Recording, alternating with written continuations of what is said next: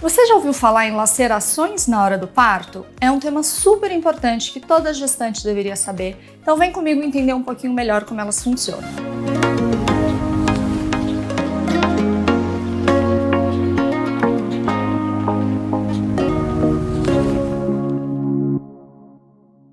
Bem-vindos a mais um vídeo do canal You Care. Eu sou Fernanda Pipitone, uroginecologista, e hoje o nosso vídeo é sobre lacerações perineais no parto. Primeiro, para começar, o que são lacerações? Lacerações são cortes espontâneos, ou seja, na hora que o bebê passa no canal de parto, os tecidos ao redor da vagina se alongam, se esticam, justamente para dar passagem ao bebê, e em algum lugar ou outro pode haver cortes. Então não são cortes que são feitos pelo profissional da saúde, como uma episiotomia, por exemplo, são cortes espontâneos. Então antes da gente começar a falar sobre os tipos de lacerações, vamos alinhar as expectativas. A primeira coisa é que é muito comum que algum tipo de laceração aconteça durante o parto. 80%, 90% das mulheres vão ter algum tipo de laceração e tá tudo bem. Não é um bicho de 7 cabeças, a gente não tem que pensar que o nosso corpo falhou ou que a assistência médica ou, enfim, obstétrica não foi adequada. É algo muito comum justamente porque é um bebê maior passando por um canal menor.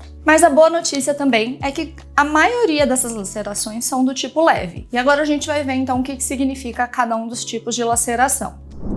Então, as lacerações perineais são em geral classificadas em graus, 4 graus. Vamos aqui à nossa pelve para a gente entender o que cada um deles significa. Lacerações perineais de primeiro grau são aqueles cortinhos que pegam só a mucosa da vagina, que é essa pelinha fina que fica por dentro, como se fosse o que reveste a nossa boca por dentro. São cortes muito superficiais, muitas vezes nem precisa dar ponto, a recuperação pós-parto é excelente, pode arder um pouquinho para fazer xixi nos primeiros dias, mas muitas vezes você nem percebe que isso aconteceu, é quase como só um arranhão. Já lacerações de segundo grau é quando esse corte pega também, além da mucosa vaginal, os músculos superficiais aqui do nosso períneo. Por pegar um músculo, em geral, a gente tem que dar ponto e pode ter um pouco mais de dor na recuperação, mas em geral é algo bastante manejável e controlável no pós-parto. Lacerações de terceiro grau é quando esse corte se estende, além da mucosa e desses músculos superficiais, vai aqui também para esse músculo que vai ao redor do ânus, que a gente chama de esfíncter anal. Esses músculos são importantes porque eles fazem parte do nosso sistema de continência, ou seja, eles trabalham para a gente não perder fezes ou gases. E terceiro grau é a única que tem subdivisões, 3A, 3B e 3C. E é importante a gente pensar qual subtipo foi, porque tem atenções diferentes a serem dadas no pós-parto para essas mulheres, dependendo do tipo de laceração que você teve, tá bom? Então vamos lá. 3A é quando essa laceração pega menos de 50%, ou seja, menos da metade do esfíncter anal externo, esse músculo que a gente está vendo aqui. É uma recuperação bastante semelhante às mulheres que tiveram uma laceração de segundo grau. Então, entre as lacerações de terceiro grau, é a mais tranquila de todas.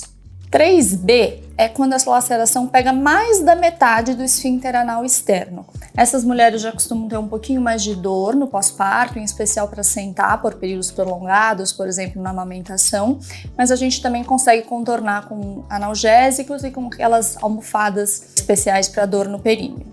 Já a 3C é uma laceração que pega tanto o esfíncter anal externo quanto o esfíncter anal interno, que a gente não consegue ver aqui nesse modelinho, justamente porque ele fica interno a esse que a gente está vendo. E aí já é uma laceração um pouco mais grave, porque pode ter um comprometimento da função dos dois músculos que são responsáveis pela nossa continência a fezes e a gases.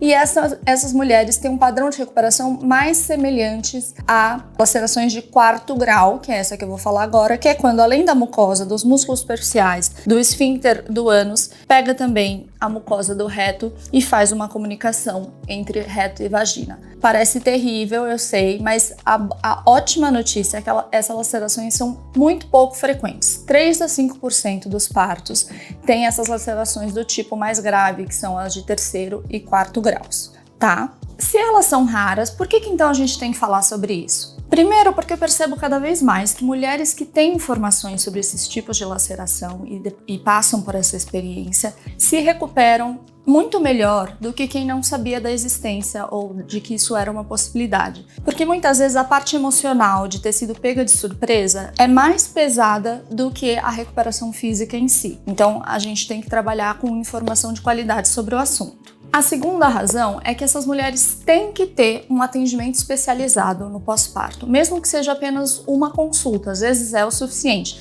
mas precisa haver alguém que tenha esse olhar treinado no acompanhamento dessas mulheres no pós-parto. Por que isso? Porque o esfíncter anal é como se ele jogasse contra a nossa cicatrização. De duas formas. Primeiro, porque é uma região já com bastante bactéria, a gente sabe, é tudo ao redor do ânus. E segundo, porque ele é um músculo que depois que a gente dá os pontos, ele imediatamente está sob tensão. Não é como, por exemplo, um músculo em outra parte do corpo, que se a gente precisar dar uns pontos ou se recuperar, a gente consegue deixar em repouso até que ele fique bem.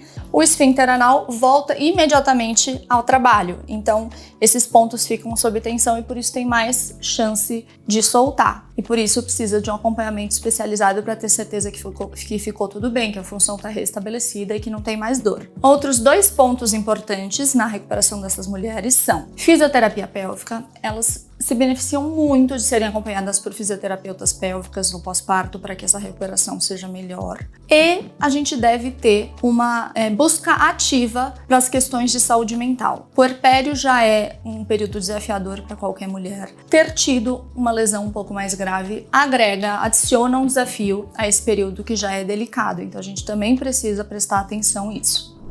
Então a mensagem final que eu queria deixar para vocês é que lacerações perineais de uma forma geral são muito comuns e que felizmente as lacerações mais graves são raras. E mesmo se elas acontecerem, é possível ter uma experiência positiva de parto.